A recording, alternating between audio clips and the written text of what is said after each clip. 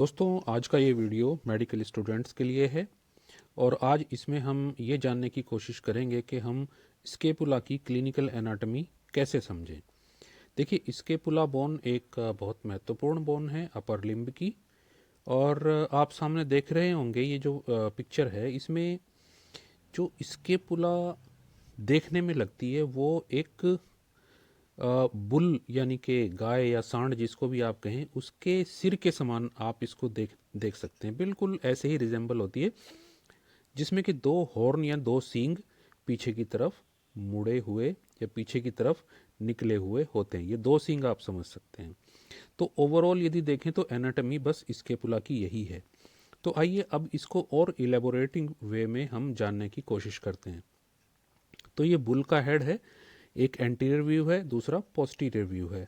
तो इसके जो दोनों हॉर्न हैं, जो पहला हॉर्न है जो कि एक्रोमियन है स्केपुलर स्पाइन का, जिसको नंबर 2 फिगर में आप देख सकते हैं। ये नंबर 2 जहाँ पे डला हुआ है वहाँ पे ये एक्रोमियन है, यानी कि एक सींग तो एक्रोमियन हो गया और जो दूसरा सींग है वो बेसिकली कोराकोइड होगा। तो पहले आप एक्रोमियन को समझने की कोशिश करें। ये स्केपुलर जो स्पाइन है ना, इसी के आगे कॉन्टिन्यूएशन में रहता है। तो पहला क्या हुआ, एक्रोमियन। और एक्रोमियन खूंटी के जैसा जो होता है, जो स्केपुलर स्पाइन का सीधे आगे निकला हुआ होता है और जो क्लेविकल के साथ एक जॉइंट बनाता है, जिसको हम एक्रोमियो क्लेविकुलर जॉइंट कहते हैं।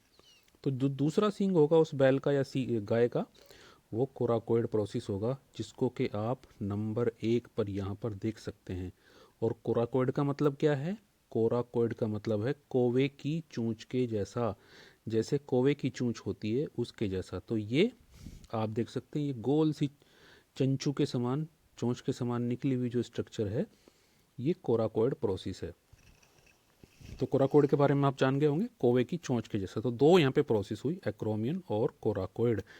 एक्रोमियन और कोराकोइड। देखिए ये वाला जो है, ये चोंच के समान जो निकला हुआ है, ये कोराकोइड है। ठीक है, तो ये दो चीज़ें आप समझ गए होंगे, एक्रोमियन प्रोसेस और कोराकोइड प्रोसेस।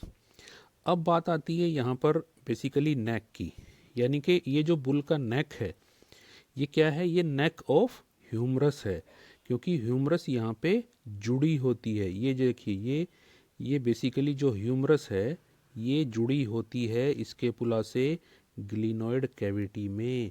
कौन सी कैविटी होती है? ग्लिनोइड। और ये क्या बनाती है? ग्लिनो ह्यूमरल जॉइंट। तो ग्लिनोइड कैविटी में ह्यूमरस जुड़ी होती है, यही इसका नेक होता है। तो अब आप समझ गए कि ये जो बुल का जो आकृति है मुख की, यही स्केपुला के समान दिखाई देती है। तो अब इसमें जो नंबर 1 2 3 4 5 पे लिखे हुए हैं, आइए उनके बारे में एक एक बार देख लेते हैं। पहला आप देख रहे हैं कोराकोइड प्रोसेस। नंबर 1 पर क्या है? कोराकोइड प्रोसेस, कोवे की चूंच के जैसा। नंबर 2 पे क्या है? एक्रोमियन, जो कि स्केपुलर स्पाइन के सीध में सामने निकला हुआ है, जो क्लेविकल के साथ जॉइंट बनाता है। और तीसरा स्केपुलर स्पाइन होता है। जो नंबर 3 पर स्केपुलर स्पाइन आप देख रहे हैं। और नंबर 4 पे जो आप देख रहे हैं वो ग्लिनोइड कैविटी है, जिसमें के ह्यूमरस जॉइंट बनाती है, शोल्डर जॉइंट बनाती है, ग्लिनो हेमोरल जॉइंट उसको कहते हैं। और नंबर 5 पे जो ह्यूमरस जुड़ी होती है उसका नेक होता है। तो ये 1 2 3 4 5 ये स्ट्रक्चर यहाँ पे क्लियर हो गई। तो सांड या गाय का हुड। ठीक है जी।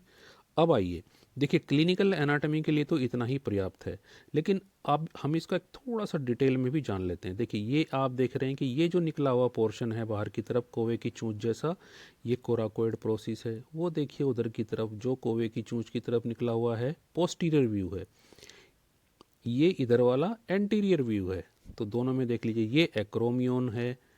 यहाँ पे एक्रोमियन जो है वो पोस्टीरियर व्यू में ज़्यादा अच्छा दिखाई देता है। और इधर भी ये एक्रोमियन मुड़ा हुआ, जो कि आगे की तरफ। अब आगे देखिए, ये क्या है? बेसिकली यहाँ पर ये है दोनों चीज़ें आप संभवतः समझ गए होंगे, कोराकोइड और एक्रोमियन। अब इसमें कोई समस्या नहीं है। और स्पाइन भी यहाँ पे क्लियर कट दिखाई दे रहा है, जो कि पोस्टीरियर व्यू में प्रॉपरली दिखाई देता है। अब दोस्तों, इसके दो इसमें बेसिकली एंगल होते हैं। आप देख रहे हैं कि आगे वाला 2 एंगल और पीछे वाले 2 एंगल, सुपीरियर एंगल और इन्फीरियर एंगल। एंगल का मतलब होता है जो काफ़ी शार्प टर्न लेती है, बाकी चीज़ें सरफेस होती हैं और एंगल जो शार्प टर्न लेती है। तो यहाँ पे देख सकते हैं ये इन्फीरियर एंगल और ऊपर वाले दो ये सुपीरियर एंगल, ये दोनों व्यू में सेम ही होते हैं, एंटीरियर और पोस्टीरियर में। तो दो एंगल आप समझ चुके हैं, सुपीरियर एंगल और इन्फीरियर एंगल। अब इसके बारे में दोस्तों देखिए, ये है ग्लिनोइड कैविटी, ये ग्लिनोइड कैविटी है और ये इधर की तरफ ग्लिनोइड कैविटी है जिसमें कि हेड ऑफ ह्यूमरस फिट रहता है। ये लेटरल बॉर्डर है दोस्तों, लेटरल साइड वाला बॉर्डर है और ये मीडियल है जो कि मीडियल साइड की तरफ रहता है, यानी कि वर्टेब्रल कॉलम की तरफ रहता है। और ये सुपीरियर बॉर्डर है दोस्तों, तीन इसके बॉर्डर होते हैं।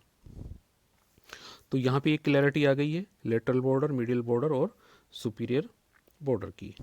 अब दोस्तों ये दो यहाँ पे जो मैं पोस्टीरियर सरफेस पे दिखा रहा हूँ, दो फोसा, सुप्रा स्पाइनेटस और इंफ्रा स्पाइनेटस। जो स्पाइन के ऊपर है वो सुप्रा और जो नीचे है वो इंफ्रा। और जो एंटीरियर सरफेस है, एंटीरियर सरफेस में सब स्कैपुलरिस फोसा, इसमें इन्हीं के नाम की मसिल होती हैं। ये स्कैपुलर नोच है, जैसे सुप्रा स्पाइनस में